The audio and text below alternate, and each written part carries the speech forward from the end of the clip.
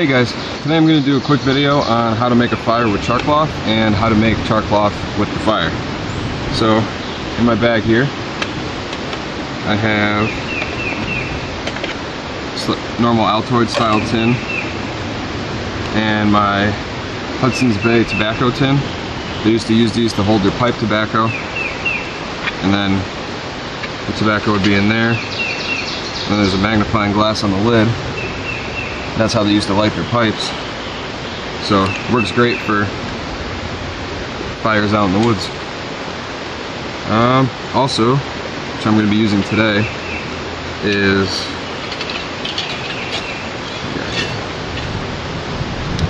we got flint and steel. That's the strike. Make sparks like that. And charcloth. And this is just a cotton round, 100% cotton. I turned into charcloth, which I'll show you how to do after starting a fire with this one. Alright, and what I'm going to be using for tinder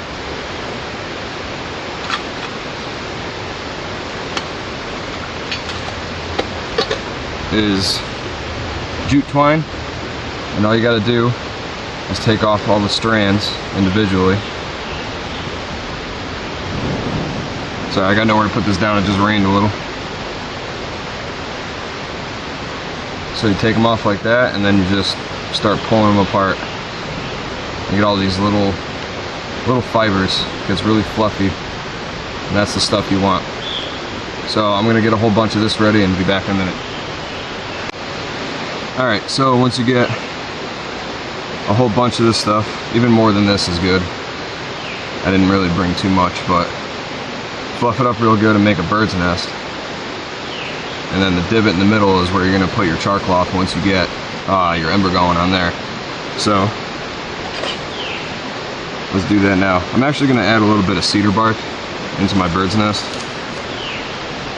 This stuff goes up really good too, and it doesn't help, or it doesn't hurt to have too much tinder, really. If you're not sure, because it's a little wet here, so I'm not, I want to make sure the fire gets going.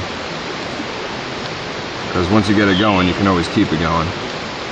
So I'm going to add some of that down in the middle of the bird's nest, and then I'll put this stuff around the outside once it gets going a little. I'm just going to put all this stuff up here, and I find it easier to get a little bit of a hole. On this side, I can reach my hand right under all this, and that's right where I'm going to put my my tinder once it gets going. So what you're going to do is you're going to take a piece of charcloth and you're going to put it right on the edge of the flint, just like that. Try to hold it down, and you're going to strike with the steel. You're going to strike it right on the edge there and hope a spark catches the charcloth. Thought I heard something. Alright, so there we go.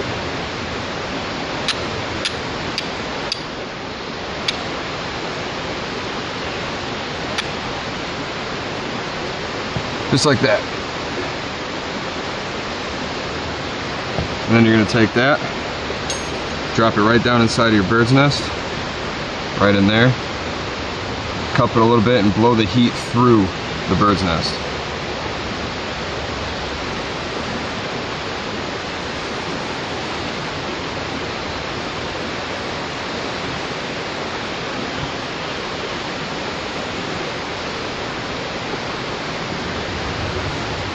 There you go.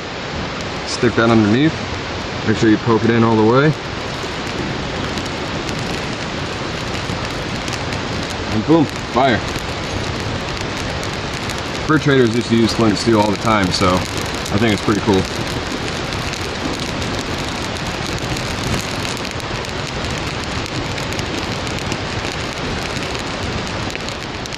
Alright, I'll let that go for a little bit, and then I'll make some charcloth. Alright guys, so usually I have those cotton rounds or cotton balls or anything like that in my pack, but apparently I don't today. So won my first aid kit and I found a gauze pad. So hopefully this is 100% cotton. I guess we'll find out. So what you're gonna do once you get your fire going real good, I let it go, get a little bit of coals down there.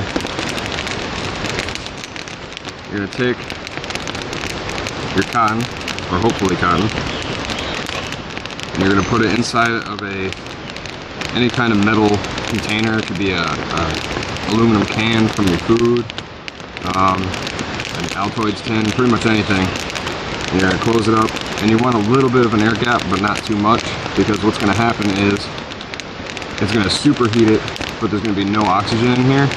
So when it gets superheated, it turns into the charcloth. But if it gets hit with fire, it's gonna ignite. It releases a bunch of gases and stuff, so all those gases are flammable. And you don't want that, because you want to keep your charcloth. So what you're gonna do is just seal it up in there, throw it on the fire, give it about 5 minutes probably. Let it sit there for a little bit, and then take it off, let it cool off, and well, I'll get back to you in about 5 minutes.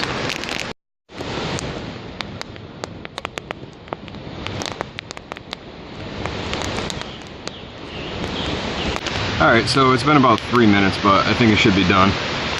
If that was cotton, there wasn't much in there, so it's not too much you need to get going out of there. So just pull it out. Don't touch it, obviously. And just let it sit somewhere to cool for a little bit. You could drop a little water on there if you want to speed up the process, but it's really not that big of a deal, so just let it sit there. Okay, so I did just put a couple drops of water on the top just to make sure that it was cooled off. That way if the water evaporates or starts steaming, it's still kind of warm.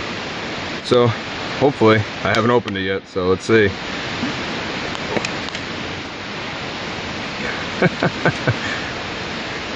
Not enough cotton.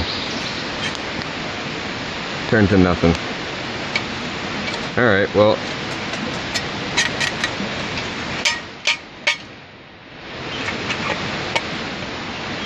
Okay, so I decided to leave that gauze part in as a learning experience. So the gauze does not work. Maybe if you had more, if you filled this whole thing with it, it might work. I'm really not sure. So now I'm gonna try the same twine I used to start the fire without fluffing it up. I'm gonna put this in there and see if that works. Because I know, like, cedar bark and stuff like that, you can turn into charcloth too, so, or charred material anyway. So I'm gonna try putting that in there like that. I found that in my a little pocket survival tin that I made. I can do a whole nother video on that if anybody wants me to, let me know. So I'm gonna put this right back in the fire, see what happens. Alright, so I wanted to mention that if you can see the fire kind of coming out of the crease in the tin there, almost like a little candle, that's actually good. So if you do poke a hole or have a little bit of a hole, once the fire goes out, wait about 30 seconds and then it should be done, because that means the gases are done coming out. And those are the flammable gases I was talking about. Oh, see? Went out, so I'll give it about 30 seconds to a minute and then pop it off the fire. Alright, so here we go again. Again, I didn't open this yet, so I don't know what's in here. Maybe I should have to save myself some embarrassment. But hey, that looks like charcloth.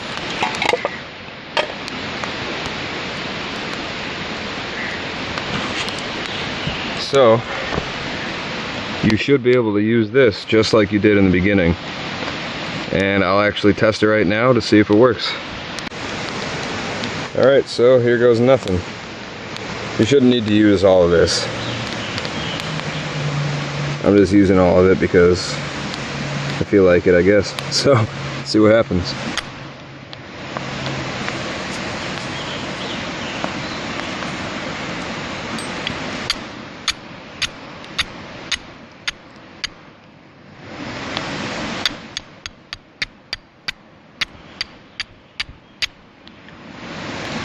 Oh, I had a little bit going.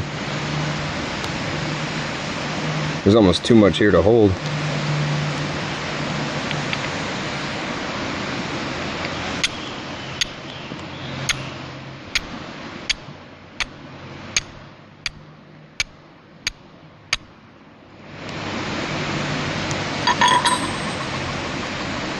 There it is. Yep, I ended up cutting it anyway, so that worked out good. I'll save the rest for another time. There you go. Now you can light twine with twine.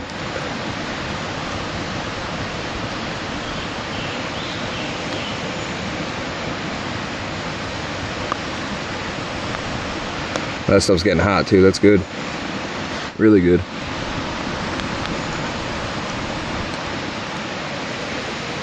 Hey guys, thanks for watching my video. I hope you learned something, I hope you enjoyed it. And anything you want to see me do in the future, let me know and I'll see what I can do. Thanks a lot, have a good day.